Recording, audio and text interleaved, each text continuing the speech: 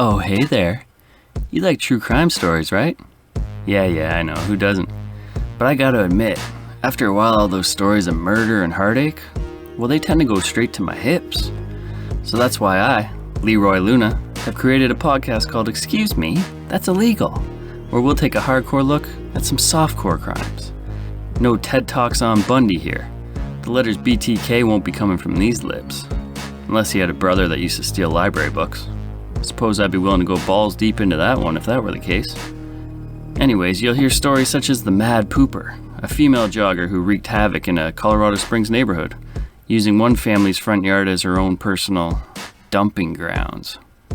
If this kind of content sounds like it's up your alley, Excuse Me, That's Illegal is available right now on all your favorite podcatchers. So come join me. I'll be right here waiting for you.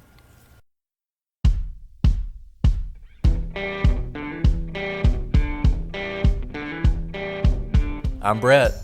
And I'm Alice. And we are the Prosecutors.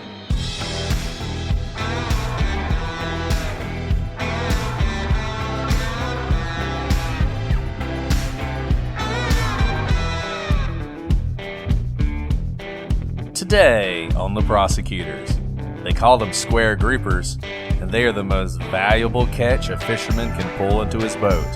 But catch one, and you just might find yourself murdered.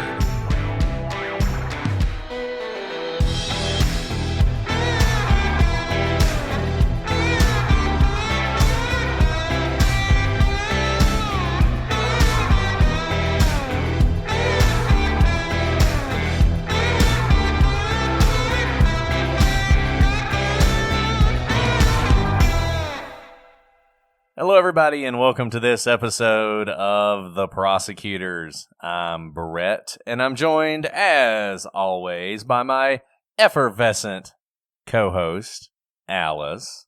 Thank you, Brett. Is this as we're You're entering welcome. a different holiday season? We are entering a different holiday season. That was Chuck's suggestion. He thinks you're bubbly, apparently. Oh, Chuck, thank you. Yeah. Well, now I can be more bubbly that we have all the horrors of October behind us. I know, it makes me sad to say, but as I was telling Alice, we're recording this in the middle of October, so there's still some October to go. But it makes me sad that we're recording regular, old-fashioned, boring true crime and not horrific, Halloween-inspired true crime. But You know what I realized today, though? That apparently my fear of all things horror is hereditary, because my son came downstairs this morning for breakfast and he said, I'm terrified of jack-o'-lanterns. And I said, oh, what's so scary about jack-o'-lanterns? He's like, they have faces. And I said, all right. And now he's it like, is a pumpkin with a face. he's terrified, like terrified. So I had to remove all the pumpkins in our house. Oh. Does he know we're going pumpkin purchasing on He Saturday? He does not. He's not excited about the pumpkin patch, if that's what you're asking. Oh. He is not excited. Well, Uncle Brett will just have to take him under his wing, teach him the ways. Halloween. He likes you so far, but if you start terrorizing maybe the end him, of that. I'm going to show up with a jack-o'-lantern on my head. gosh, he will legitimately run screaming from you. Please do that. That will actually be really funny. Maybe I will. But I won't have one because we wouldn't have gone to the pumpkin patch yet, so we'll see what we can figure out. Anyway, all you guys, y'all are done with Halloween. You're wondering why we're talking about Halloween. We have a crazy story for you today, one that has a lot of really interesting aspects to it, and also has some good trial stuff in it, so we'll be able to talk about that, and I think you guys will learn a lot, and so we're excited to share it with you. And I guess we've talked enough. We should go ahead and dive in. Key Largo, Florida is where we're going. And any of you who've ever been to the Florida Keys know that it's a paradise. I had an oral argument in Miami once, and I took the opportunity. It was on a Thursday, so of course I took the rest of the week off, rented a convertible, and drove to the end of the Keys. It was amazing. If you've never done it, I suggest it. And the Keys are beautiful. They're a paradise. They're perfect. Nothing bad ever happens in the Keys. And you know, if you ever spent any time in the Florida Keys, you know it's a beach lover and boater's dream. And it's not the kind of place that often sees brutal murders. But on October 16th, 2015, residents of the Keys would awaken to news of an execution-style homicide, the consequences of which are reverberating to this day, and all because of some square grouper. Now, in the world of commercial fishing, the bluefin tuna is generally regarded as the most valuable fish in the sea. The tuna regularly go for $200 a pound, with the finest specimen ever caught, a 600-pound monster, selling for $3 million at the Tsukiji Japanese fish market in Tokyo. A whopping $5,000 a pound. That must have been some incredible tuna. I would love to have some of that. But the finest square grouper dwarfs that, selling for $25,000 a pound or more. And that's because square grouper isn't a fish, it's cocaine. The mass importation of an illegal substance leads to some strange occurrences. Hundreds of tons of cocaine worth billions of dollars enter the United States every year. But because it is highly illegal, you can't just ship it over in a cargo ship or mail it through UPS, although some people try. But People do that. People do that, by the way, but they're often caught because of drug-sniffing dogs and suspicious packaging. And so you might be a little confused right now because we were just talking about tuna fish, and all of a sudden we've changed to talking about cocaine. So why is that? It's because smugglers have improvised in how they can get illegal substances into the United States. They've sent cocaine through underground tunnels, disguised as consumer goods or hidden in everything from pottery to toys, and even had people swallow packages of cocaine and bring it into the country that way. But given the extensive coastline of the United States, bringing in cocaine by sea has always been an attractive option. Whether by speedboat, fishing boat, or even submarine, the Coast Guard estimates that it intercepts only about a quarter of the cocaine that smugglers attempt to bring in by sea. But when they do intercept it, they don't always get their hands on the cocaine itself. The smugglers aren't stupid. Getting found with a whole lot of cocaine is not a good idea. So what do? They often dump it before they are caught. And because the packages are tightly wrapped and waterproof, they don't sink. They float. This leads to a stunning amount of cocaine just floating up on beaches or getting hooked by unsuspecting fishermen. Hundreds of pounds a year, in fact, leading to a nickname for the finds, square grouper. And that brings us to our story. Brett, before we move on, I need to tell you something that you already know about me. For me, this time of year usually means getting back into a busier schedule. You know I love food, but when I'm swamped, thinking about what's for lunch, let alone actually finding time to grocery shop, is almost impossible. But thanks to Daily Harvest, my freezer is always stocked with delicious options that are ready in minutes. Daily Harvest delivers delicious harvest bowls, flatbreads, smoothies, and more, all built on organic fruits and vegetables right to your door. And it takes minutes to prepare and never uses preservatives, added sugar, or artificial anything. And that goes for everything from Daily Harvest. I really prioritize this, especially for my young kids who I really want to be eating healthy.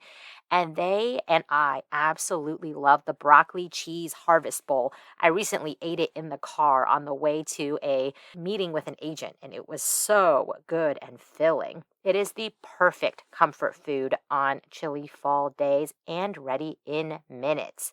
So enjoy this time of year even more like I do with Daily Harvest. Go to dailyharvest.com and enter code OWLS to get up to $40 off your first box.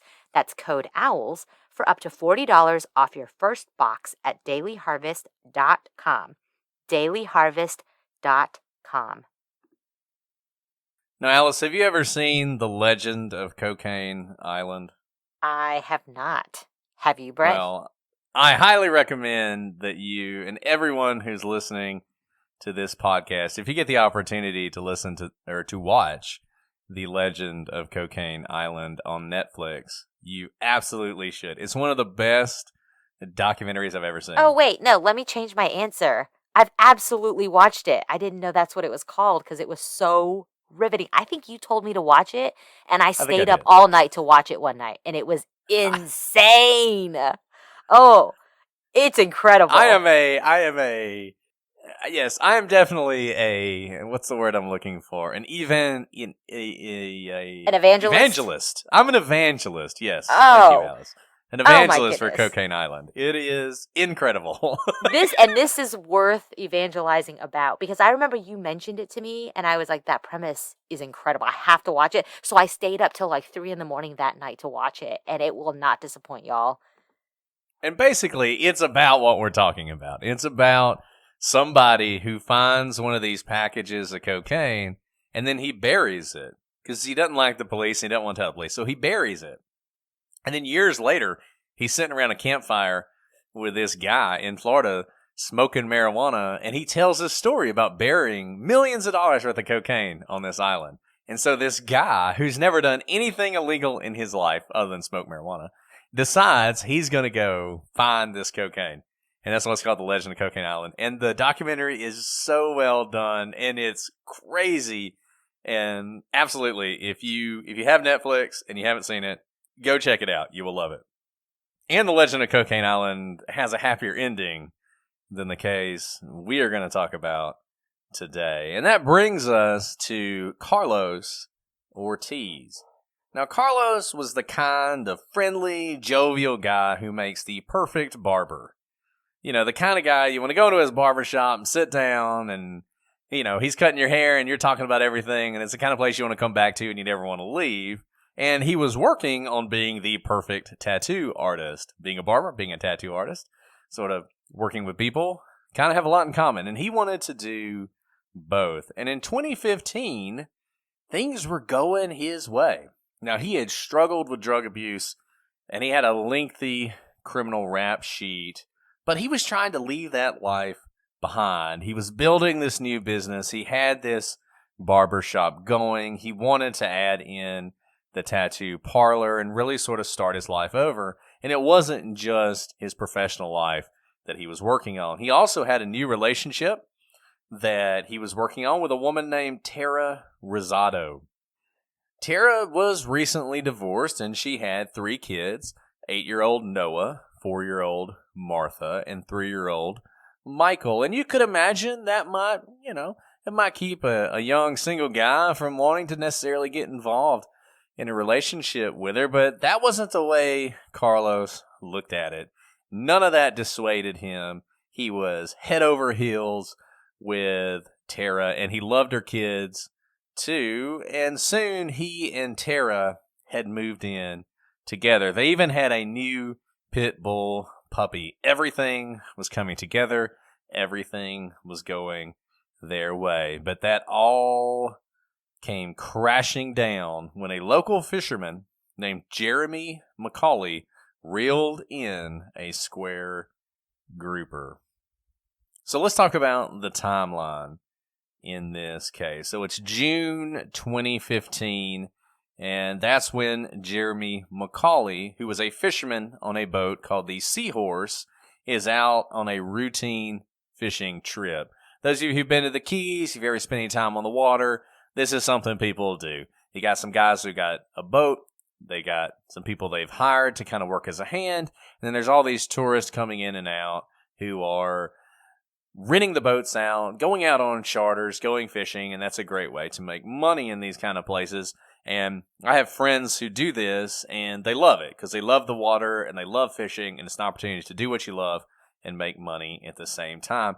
And during this trip, McCauley hooks a package of cocaine, and he manages to do it in such a way that it seems like nobody noticed but him. So he found this, he brought it in, the captain of the boat didn't notice, none of the people who were on the boat noticed, but this cocaine was worth at least $500,000, and probably more. Now, Macaulay is then faced with a choice.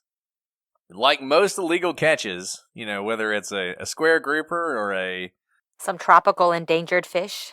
A tropical endangered fish. There you go. Anything that you bring in that you're not supposed to have, you can always just throw it back and ignore it and act like you never saw it. Or, you could call the Coast Guard, and the Coast Guard come in and they will take care of it for you. They are always more than happy to meet you and pick up any cocaine you find floating around in the water. Those of you who are watching this on YouTube or looking on the website will see a picture of a couple young girls who have a massive package of drugs that their parents took a picture of them holding before the Coast Guard came and took the drugs. So you can do that. You can just call the Coast Guard and they'll take care of it and you never have to worry about it.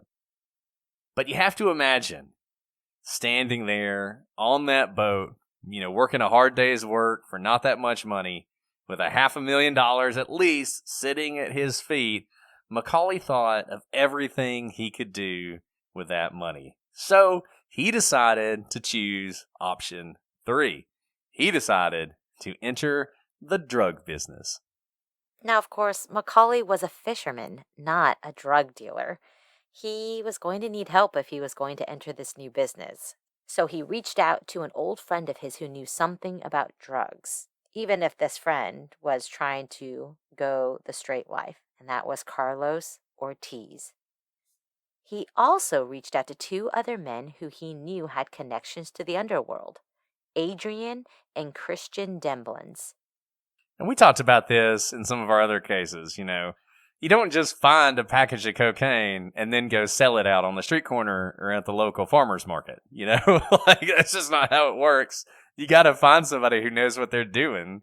And Macaulay, he knew Carlos and he knew the Demblane brothers. And so he's like, hey, guys, guess what I found? Let's see what we can do with this. I don't get many of those calls as a prosecutor, Brett.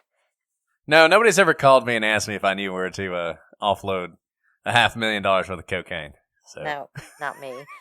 So no good advice coming from us on that one. Now, Adrian and Christian were not what you'd expect. The sons of a wealthy Cuban-American family, they'd grown up with everything they'd ever wanted. Their parents were wealthy investment bankers who seemingly owned half of the keys. The brothers were given a charter boat business by their parents and could have easily lived a life of luxury. And maybe that was part of the problem. Maybe they longed for something else. For the 2 men were getting in serious trouble and covering for each other by the time they were in high school. Christian had been caught with 2 pounds of weed in his trunk when he was just 25, and Adrian had been arrested and convicted of cocaine trafficking. Whatever the case, these men knew what they were doing, and the money started pouring in. And it's so interesting, Alice. We see sort of both sides of this. You see people who have never had anything in their lives, and, it doesn't excuse what they're doing. It doesn't excuse their criminal behavior, but you can understand it at least. You can sort of see the dead ends, you can see the desperation, you can see the desire to do something different and new, and something that it feels like you could never accomplish just in the straight world, as it were. But then you see people like this, and this is not uncommon. You got people who you just don't understand. Like, they've got everything going for them, and they don't have to do this. They don't have to live this kind of life. And yet they do. They choose that path. And these guys seem like they are 100% that. They had it all. This was not something they had to do. This was not something that, they had no choice about. They decided they were going to be drug dealers. That was the life they wanted to live. And they made that choice, and everybody knew that these guys were involved in some rough stuff. So it's not that surprising that Macaulay would reach out to them. Now, by August of 2015, friends started to notice that Macaulay's fishing business, it must have taken off. He had bought a brand new truck and enough gold jewelry to decorate a horse. Business was taking off for Ortiz, too. Apparently, the The barber shop was bringing in lots of money because that tattoo shop he'd always wanted to start, he was now going to start it. And he actually went into business with Macaulay. They rented a property together, and they opened a shop called Ink Your Dreams. But by September of that year, things had taken a sharp turn. As we said earlier, Ortiz had struggled with drug addiction really for his entire adult life, and it had gotten him in a lot of trouble, but it seemed like he'd left it behind. But by September, friends of Ortiz and of Rosado began to lament that it seemed as though their friends appeared to be back on drugs, and apparently the easy access to free cocaine was just too much for Ortiz to turn down, and this slippery slope went really fast. And really, by October, he was in bad shape, to the extent that friends would see him and say he looked like he was on death's doorstep. And it wasn't just that he was on the drugs, and it wasn't just that his health was suffering. He had been flush with cash. He was starting this new business. Everything was going great, but suddenly he had nothing. And Ortiz began asking around if there were any quote-unquote licks he could hit. In other words, he wanted an easy robbery, maybe even of other drug dealers. Now, Carlos, he no longer slept, and one friend said he looked like he was on the edge of a breakdown. And that's really an incredibly dangerous path to be on, stealing from other drug dealers. Those of you who've watched The Wire know this. Drug dealers often try to steal the stash of another drug dealer, but they are well armed. It's a dangerous thing. You get a reputation. People will come hunt you down because there's a lot of money on the line. Yeah, it's a really, really good way to get killed. Yeah, the fact that he's turning to this is a lot of desperation. Brett, before we move on, I need to talk about one of our favorite sponsors, Athena Club. Recently, I was late to court, but I needed to take a shower and shave my legs, and I had no time to replace my old, dull razor. And as a result, in my rush, I cut my leg, and it was just a terrible start to a busy day. Now, I don't have to worry about that anymore with the Athena Club's razor because it's designed with built-in skin guards to help prevent razor burn while being gentle on curves. The razor blade is surrounded by a water-activated serum with shea butter and hyaluronic acid, which is a holy grail for skin care. The best part is the razor kit's only $9 and comes with 2 blade heads, so I don't have to worry about replacing it, and a magnetic hook for shower storage. I got it in this baby blue color, and I just love all the colors you can choose from. Plus, you never have to worry about running out of refills or being stuck with dull, overused razors like I was that fateful morning, because you can choose how often replacement blades are sent to you with free shipping. That means fresh, ready-to-use razors always arrive right when you need them. Also, you have to try their Cloud Shave Foam. I haven't used shave foam in so long, but it's such a premium experience to nourish your skin while shaving. It makes shaving kind of feel like I'm at a spa. Now, show your skin you care with the Athena Club Razor Kit. Sign up today and you'll get 20% off your first order. Just go to athenaclub.com and use promo code OWLS. That's ATHENACLUB.com with promo code OWLS for 20% off. Now, on October 14th, 2015, Ortiz tells his best friend, Steele Hancock, that he has come up with a plan. He decided to extort his business partners. If they didn't give him more money and drugs, he would turn them into the police. This is not going to go well for Ortiz. Blackmailing does not work well in this business. And his friend knew this. Hancock begged Ortiz not to do this, but Ortiz was determined. It turns out he had taken a video when Macaulay hauled in the cocaine, over 30 pounds of it, with Macaulay bragging about his loot. This video, Ortiz figured, was the perfect collateral. So the next day, on October 15th, 2015, Ortiz texts Macaulay. He includes the video and demands money and more cocaine. He said if he didn't get his money, quote, shit is gonna get crazy. No, this is all very bad. This is all very bad. And, you know, it's just a testament to where Carlos is, that he can't see what a terrible idea this is. And I mean, it's funny because you see these things and you know how they're going to end. And sometimes it's hard to pinpoint how they begin. It's hard to figure out, like, what was the point where this all went wrong? You see that we talk about in, like, the Jeffrey McDonald case. Like, what was it that led to that night being the night that Jeffrey McDonald killed his whole family? Like, what was the trigger? And it's an important thing, and people want to know that. When we talked about the Darla Routier case, and people were really interested. What was the motive? What was the trigger?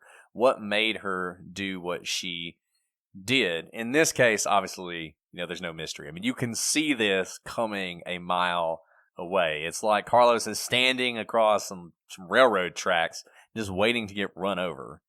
And at that point, once he sends that text, really, his fate is sealed. So at 9:20 p.m. on October 15th, Macaulay texts Ortiz that he will give him $6,800.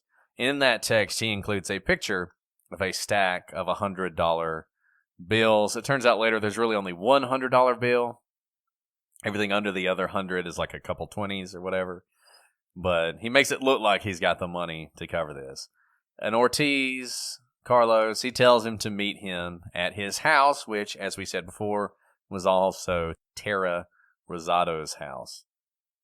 Now, Macaulay, he's a fisherman, right? I mean, he brought Carlos in on this for a reason, because he didn't know what he was doing. So when faced with this situation, when somebody is blackmailing him, he doesn't just go over to Carlos's house. He calls Adrian Demblains. And according to Adrian, Macaulay asked him to come pick him up at Macaulay's house, which Adrian did.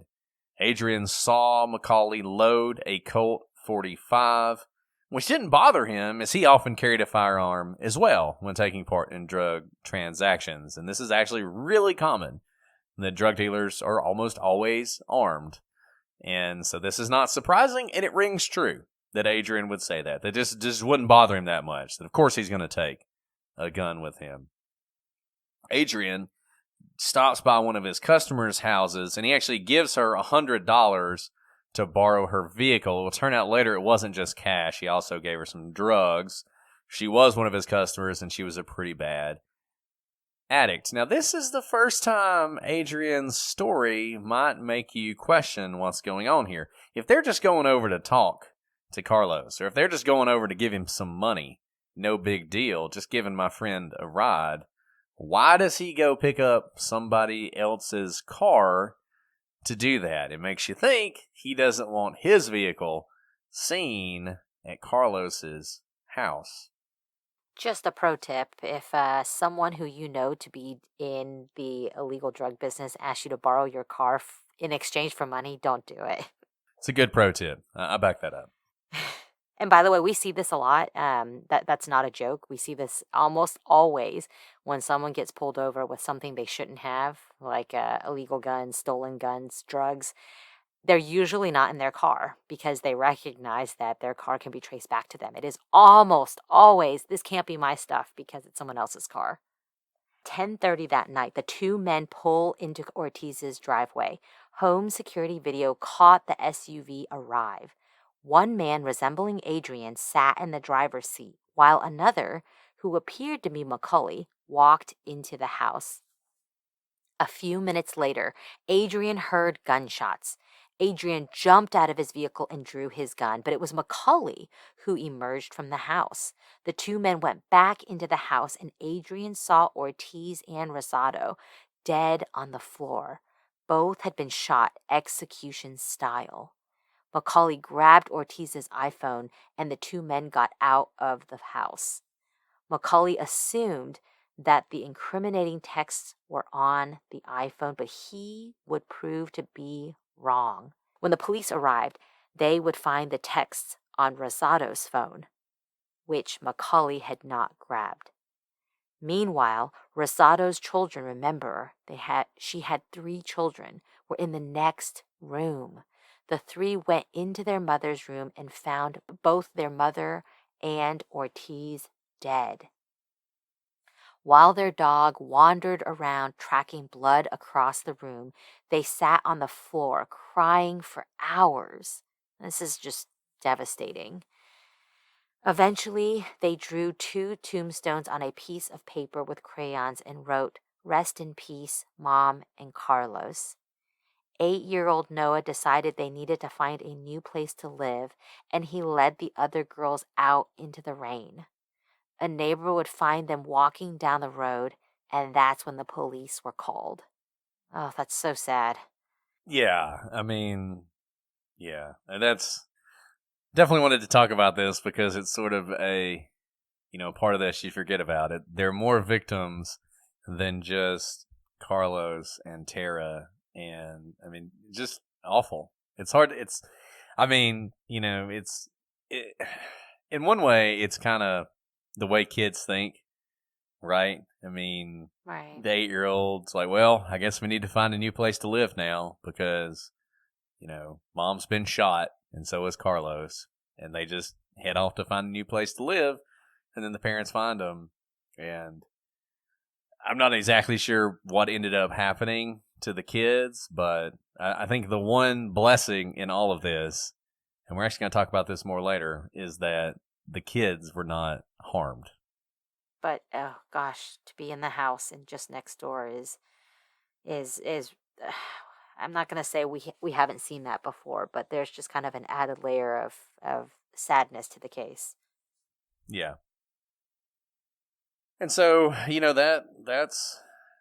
that's the end of Carlos, and it's the end of this adventure, but obviously it is the beginning of this crime. Now, the police obviously have some pretty good leads. They found Tara's phone, and in that phone are these texts. There's this video they find of Macaulay, with these drugs. So they have a pretty good idea very quickly of who they should be looking for, but it gets even better for them. As we said before, we often think of water as covering all sins. Water is it's this great thing, right? Because you can dump all the evidence in it, or you can dump the body in it, and once it goes below the surface, it's gone forever, and you're never going to see it again. I hate walking across bridges because I'm always afraid I'm going to drop something in the water. It's like my irrational fear. I'm always like clutching my phone and my wallet because I just feel like I'm going to drop something in the water. and that's sort of the way we think about water. And so, of course, what are you going to do with the gun and the iPhone you just found? You're going to throw it in the water. And great thing, you're in the Keys, so there's all sorts of water you can throw it in. But the problem was, this isn't the Mississippi River, This is not like muddy, cloudy water that you can't see more than a couple inches through. The water is crystal clear, and wouldn't you know it, another fisherman, is out on the water, and he just so happens to look down, and there, at the bottom of the canal, through this crystal clear water, he sees a gun. And he thinks, that's weird. People don't just normally throw their guns in the water unless they're doing it for a reason. So he calls the police. The dive team shows up. They go to the bottom of that canal, and they pull up a Colt 45. And they look around, and sure enough, a few feet away from it is a white iPhone. The iPhone was Carlos's, and the gun was the weapon that had killed him.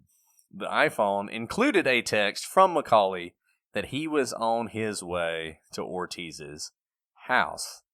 That's some pretty damning evidence right there. But Brett, when you say the water is crystal clear, for those of you who have not seen this water, go look at a picture of it or a video of it. It truly is crystal clear. It's gorgeous. This is why so many people flock to the Keys. But you can just see straight down and see, clear as day. And so this was not very smart on their part. Yeah, maybe they should have buried the gun. That might have been a better a better approach than throwing it in the crystal clear water. And it turns out we're going to discover later, or the police are actually going to discover later, that one of them, I think it's Adrian, actually figures out maybe that wasn't such a good idea. And so he actually borrows some scuba gear from somebody and goes swimming around in the canal, seeing if he can find this gun, and he can't find it. So he couldn't find it, but the fisherman did. The two thought that borrowing a car would protect their identity. It didn't work out like that. The police were able to identify the person who owned the truck. Remember what we talked about cars being registered? And she said that Adrian and a man fitting Macaulay's description showed up at her home asking to borrow her car. When they returned, she heard one of the men scream angrily at the other, quote, "It wasn't supposed to go down like that." She'd later hear him mention a gun to Macaulay. Maybe they should have waited a little longer before having their fight. Yeah, we don't like to give advice on how to complete your crime, though we do it all the time. But if you're gonna commit a crime, maybe don't mention it in front of third parties. Maybe don't bring third parties into it at all. I get not wanting your vehicle to be seen, but borrowing a car from somebody else just means there's a witness now who can testify against you. And this lady, man, she's got a ton of evidence, right? Not only did they borrow the car, but she saw them both. She heard them mention a gun. She heard them say it wasn't supposed to go down like that. Now, she's not the most reliable witness in the world. Obviously, she has some drug issues. But as we've said before, you don't find your best witnesses in the church choir. So she has no reason to lie about any of this. And she's going to be a powerful witness. And the police... And you can see, this is a good investigation, right? So many times we deal with bad investigations that don't go well. But in this one, you can see the police, building brick by brick their case. They very quickly knew that Macaulay was involved. They focused on him. They focused on Adrian. But now they're building that case and they're finding all the evidence they need to bring charges. And at this point, they've got a good case. And so it probably comes as no surprise to anybody that's listening that at this point, the police did arrest both men for murder. Macaulay was charged with 2 counts of first-degree murder. Adrian was charged with accessory to murder. Now, Macaulay's facing the death penalty, and he's got 2, first-degree murder charges here. We've talked about aggravators before. Killing 2 people typically is an aggravator. The fact that this was also part of a drug conspiracy is only going to make it worse for him. So he's definitely facing a really difficult situation. Adrian recognizes this. He's like, I'm getting charged with accessory to murder. Adrian knows the game better than Macaulay. Now, Macaulay's in a bad position anyway because he's the shooter. But Adrian knows what he's got. He's got a lot. And so he goes to the police and he says, hey guys, why don't I just tell you everything that happened and why don't you give me a good deal? And he wastes no time in cutting that deal and accepting a 10-year sentence in exchange for testifying against Macaulay. And we've talked about this before. This is a state charge. It's in state court. So in the federal system, they have something called truth in sentencing. So if you're convicted in federal court, whatever sentence you get, you're basically going to serve. You get 10 years, you're basically going to serve 10 years. There's a little wiggle room for some things on the end, but there's no such thing as parole, right? So it's not one of those things where in 5 years you're going to go before a parole board and tell them how sorry you were and how you've completely rehabilitated yourself and everything's fine and they should let you go. That's not the way it works in the federal system. Whatever you get, you're going to serve. But this is a state conviction. So he's getting 10 years, but he probably is going to serve maybe 5. He's going to be up for parole. He's somebody who cooperated, and that's going to go well for him. In fact, he's probably going to be paroled in his first opportunity. So even though he gets 10 years, there's really no telling how much time he'll serve, and he probably won't serve much time at all. And this is what we talk about, Brett, when we say, the first to the table usually gets the best deal. And Adrian knows what he's doing. And that's a good deal because even with all that evidence, it's really helpful to... No one actually knows what happened in that house, right? And it's really helpful to have Adrian flip on Macaulay. And that's a really good point, Alice. And I think people who are outside the system or who have never been involved in the system really don't appreciate how much evidence you really do need. You see some of these wrongful conviction cases and you're kind of surprised at how little evidence there is and how that resulted in that conviction. And usually that's a pretty bad sign. I mean, if you don't have much evidence, you don't have much evidence, right? And I feel like that's a common thread through a lot of these wrongful conviction cases is there just isn't much evidence. You might have a good prosecutor. You might have a prosecutor who's really convincing and really, eloquent and can really convince the jury of anything, but you don't have a whole lot of evidence. We talk about the Temujin Kinsu case a lot, and I feel like that's what you had there. You had a prosecutor who was really good at weaving this story that involved things like Temujin's the other, and he's involved in all this weird martial arts stuff, and he's not from around here, and he's a big city guy, and he corrupted our little country girl that testified. None of that has anything to do with the murder. But on the basis of that, in spite of a lot of evidence that he wasn't even around and couldn't have committed the murder, he's still convicted. But in a good prosecution, the kind of prosecution you're seeing here, the prosecutors are making sure everything's airtight. So they've got their evidence, but it's all circumstantial, right? And we've talked about circumstantial evidence before. Circumstantial evidence is great. It's worth exactly the same as direct evidence. We've told you that 1,000 times, but no matter how many times we tell you, you'll never believe it. You will never believe us that circumstantial evidence is just as good as direct evidence. Everyone wants someone to tell them what happened. They want to know exactly what happened. And you see this again and again and again in the cases that we talked about that are really circumstantial evidence cases. So whether it's David Thorne or Scott Peterson or Jeffrey McDonald or Darlie Routier, we can lay out for you based on the circumstantial evidence exactly what happened, but nobody saw it happen. And there will always be little questions about what happened. And those questions linger in your mind and they may create doubt, and that might even be reasonable doubt. And so you might never be able to say, I feel confident in what happened because there's nobody to tell me. And that's why every prosecutor loves having someone like Adrian. It's why they're willing to give him a really great deal when it seems like they've got him dead to rights. There shouldn't be any difficulty in convicting both of these guys. Should be easy peasy, right?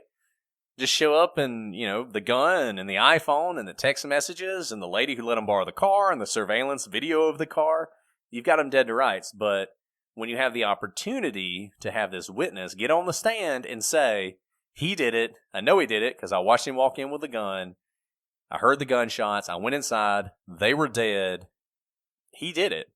That's what every jury wants to hear, and it's what every prosecutor wants. So they give him this sort of sweetheart deal, but things start to get shaky almost immediately. And here's why, because when you have two people who are charged with the murder, we have a pretty good idea who pulled the trigger.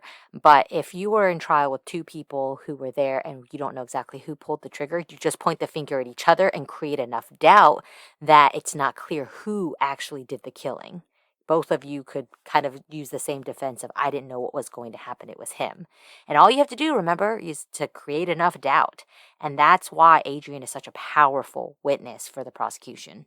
And it's funny because, Adrian, there's so much benefit to Adrian being first, in doing it this way. Because if the prosecution did not accept his deal, and it was like Alice said, just both of them pointing at each other is the one who did it, the jury is probably just going to say, you know what? I don't care which one of you did it. You're both guilty. Both of you are going to jail for forever. Guilty, right? That's probably what the jury's going to say.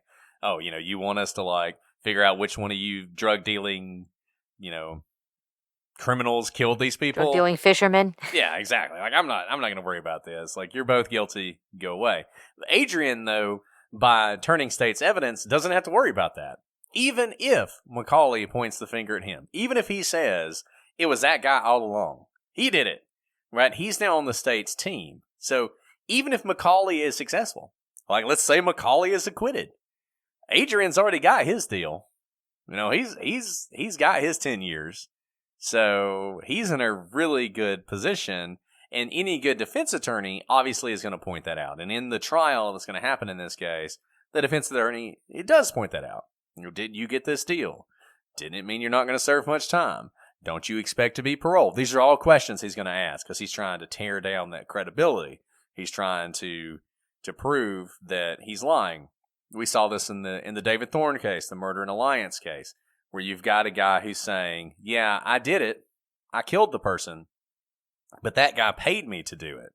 And there's no real evidence. I mean, as we now know, there is evidence that he did, but at the time, his defense is going to say, look, there's no evidence our guy was involved. The evidence is this dude saying it.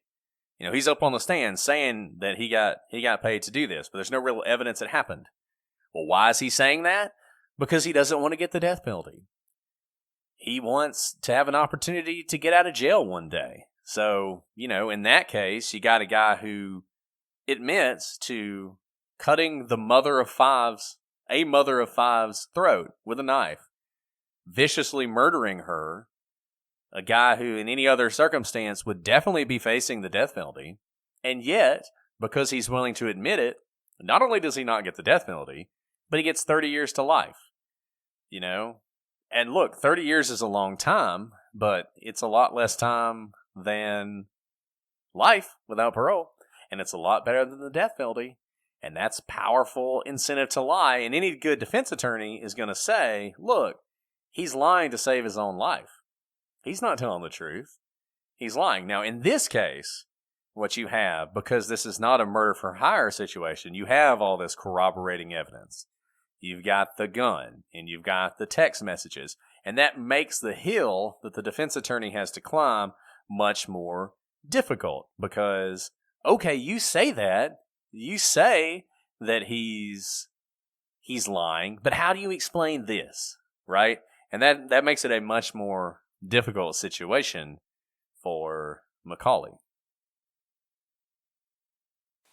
Now, Brett, before we move on, I know you know that I'm currently recording this remotely from you, which means I'm using my Raycon earbuds while we record, and it is perfect. I've never had earbuds feel so comfortable for such a long time, and the sound is perfect. That's why I'm so excited to be getting these for my loved ones for the holidays. It's never too early to start gift shopping for the holidays, especially because today you can save big on a gift they'll use every day, the Raycon wireless earbuds. With seamless Bluetooth pairing and a comfortable noise-isolating fit, you can start listening right away and keep listening for hours. The audio quality is amazing, comparable to what you get from other premium brands, except Raycon starts at half the price. The new everyday earbuds come with 3 new sound profiles to make sure everything you're listening to sounds its best, with just the right amount of bass. Raycon offers 8 hours of playtime and a 32-hour battery life. There's also a built-in mic, and you can take calls on your earbuds at the press of a button. I do this on a daily basis, and it makes my conference calls so much more enjoyable. So this holiday season, get them something they can use for calls or music, for work or play, at home or on the go. Or pick up a pair for yourself. Trust me, you're going to use them every day just like I do. Go to buyraycon.com/prosecutors today to unlock exclusive deals up to 20% off your Raycon order. But hurry, this offer is available for a limited time only, and you don't want to miss it. That's buyraycon.com/prosecutors to unlock up to 20% off your Raycons. buyraycon.com/prosecutors. So the case was set to be tried by veteran prosecutor Manny Madruga, but Madruga suffered a breakdown when he learned that the newly elected state's attorney had decided to let him go.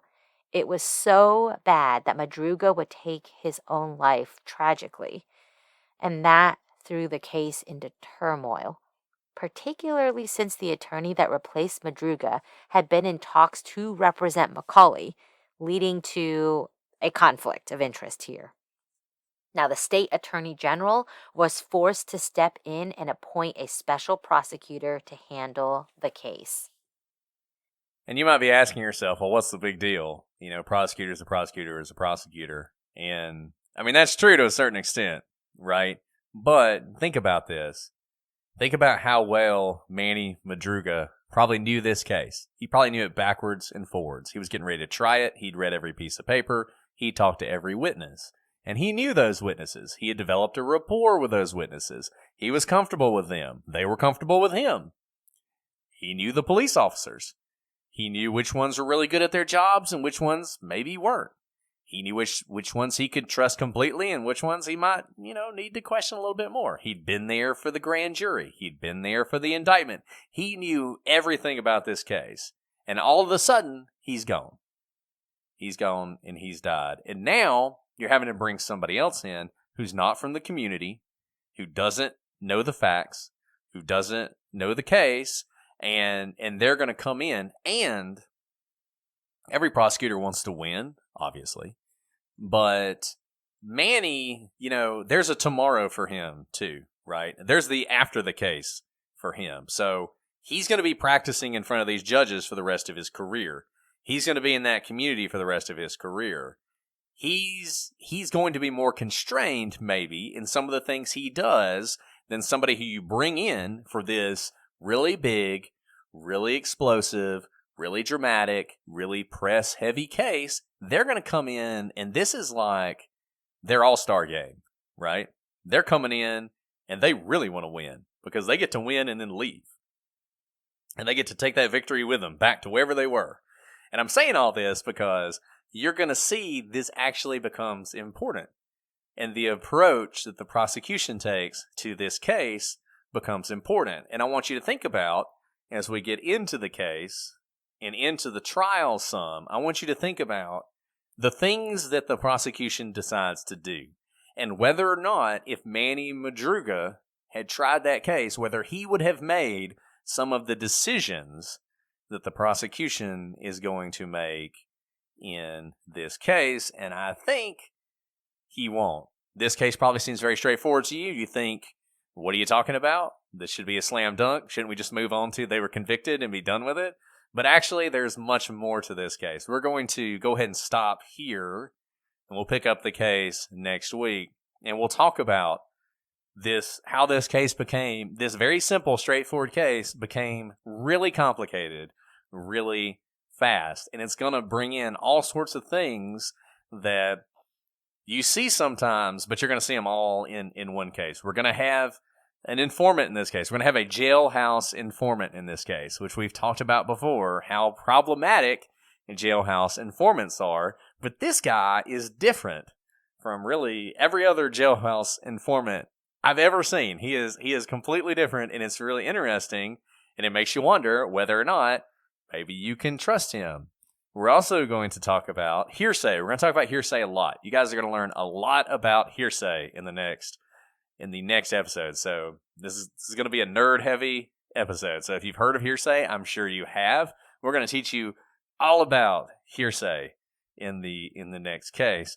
We're going to have some appellate stuff that goes in a direction you probably wouldn't expect, and we're going to have some questionable prosecutorial actions, and we're going to see how those actions affected this case, both at trial and in the appeal that followed. So I personally am really excited about the second part of this story, and I hope you guys are too.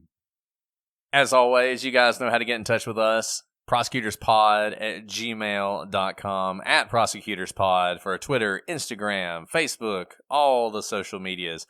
We're on Patreon. We're on Reddit. You're probably watching us, or you may be watching us on YouTube right now. Hello to all the YouTube folks. Thank you guys for telling your friends. Thank you guys for leaving all those 5-star reviews. Every day we're having people email us talking about how they're new to the show, and we know, based on the fact that we really don't have much advertising, really any advertising, that if they're new to the show, it's because somebody told them about it. So thank you so much to all of you who are out there evangelizing for our show. Alice, do you have any other thoughts about this case before we sign off for today? No, there's just so much to come. You guys better come back, and it's going to be kind of like a mini law class. It is going to be a little mini law class. So you guys tell us all the time that you love the legal stuff. So if that is true, you're definitely going to enjoy the next episode. Well, we're really excited about it, but we will see you back next week for class. But until then, I'm Brett. And I'm Alice. And we are the Prosecutors.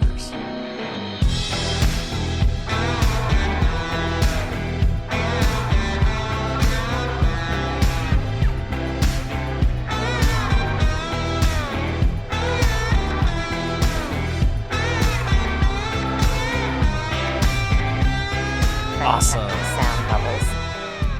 Okay. Oh yeah, you're all you gotta get everything rejiggered now since I know. I your hope fancy it new works computer. well. Hope it works well. Okay. It has literally been 15 years since I bought a computer. Is that terrible? Wow. Like a new one? No, 10 years. 10 years. No, longer than that. Oh, it was law school, so 13. Almost 14 years ago. Wow, Alice. That's you definitely embarrassing. needed a new computer. I know. Well, thank all our patrons for your computer. all the terrible mishaps I've had.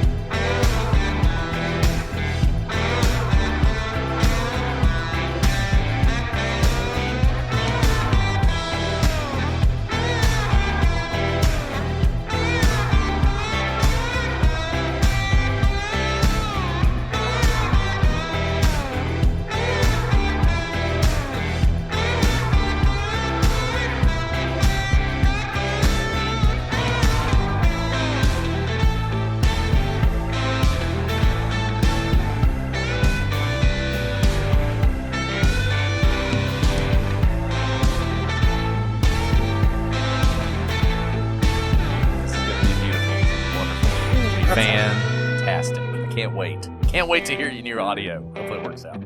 Okay. You ready to rock and roll? Ready to roll and rock? It's our first post-October episode. Makes me sad. Even though we're in the middle of October, happy. it makes me sad to record this. Okay, well, I'm ready. I've got your superlatives ready and everything.